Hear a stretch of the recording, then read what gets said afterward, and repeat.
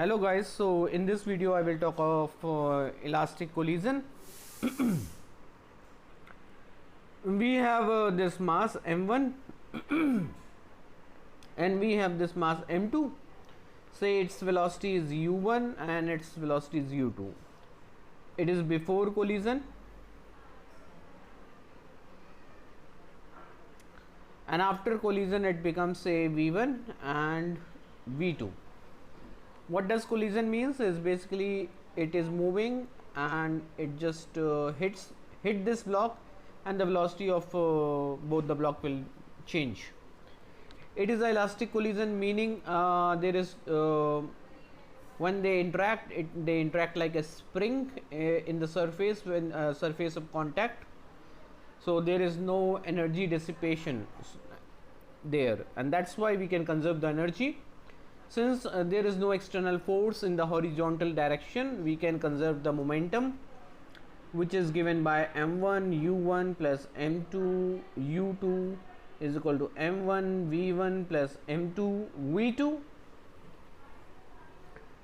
Same way we can conserve the energy as well, which is half m1 u1 square plus half m2 u2 square.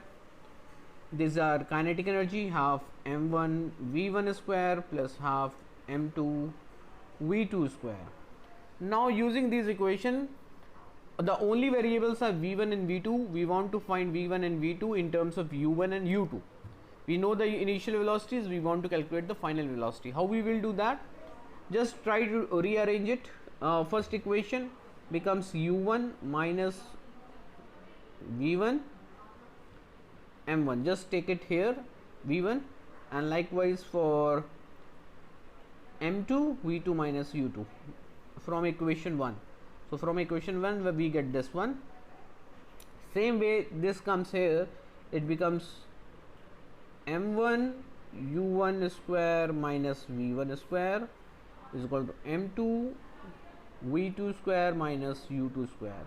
If you just do it like this, m1 u1 minus v1, u1 plus v1 is equal to v2 minus u2, v2 plus u2. Now if you just divide both these equations, this will become u1 plus v1, this divided by this part cancels out, this part cancels out, is equal to u2 plus v2. This becomes u1 minus u2, which was the approaching speed with respect to how the u1 approaches with respect to u2, and this is separation speed v2 minus v1. So the approaching rate is same as the separation rate with respect to one block.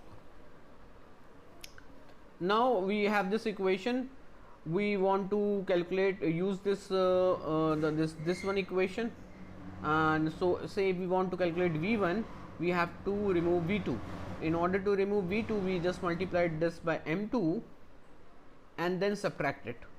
So if we use m1 u1 plus m2 u2 as it is, then minus this m2 multiplied by u1 minus u2, then this portion which is m1 v1 plus m2 v2 minus this portion m2 v2 minus v1.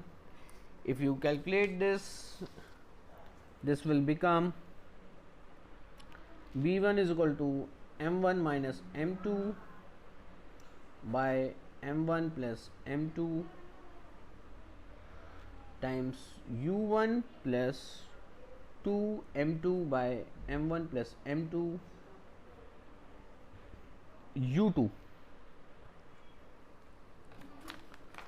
So if you do this and write it final velocities in terms of initial velocity again, you will get m1 minus m2 divided by m1 plus m2 u1 plus 2 m2 divided by m1 plus m2 u2, and same way v2 becomes 2 m2 2 m1 by m1 plus m2 u1 plus, it is minus m1 minus m2 divided by m1 plus m2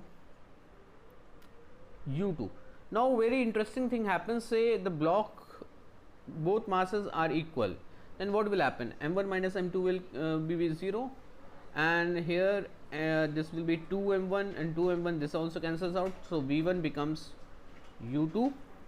Here this one cancels out, this becomes 1, so v2 becomes u1. That means the final velocities get interchanged. So the second block will attain the velocity, initial velocity of first block will attain the velocity of second block's initial velocity after the collision. This is what it is. And say if we have a very heavy block, say m1 is very larger than m2, then this becomes m1 minus m2 divided by m1 plus m2. We can ignore m2, then this becomes approximately equal to 1, and then 2m2 is m1 plus m2, which is this portion. This becomes approximately equal to 0, and same way 2m1 by m1 plus m2. Since this is negligible, so 2m1 by m1, this becomes approximately equal to 2.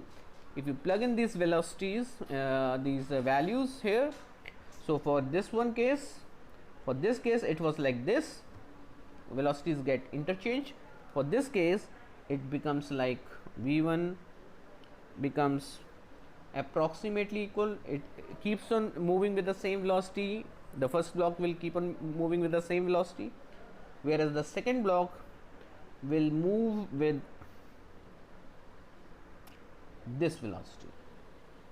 So this is all about collision between two blocks. Keep in mind, this is an elastic collision. If there is inelastic collision, even then we can conserve the momentum, but we cannot conserve the energy, because there is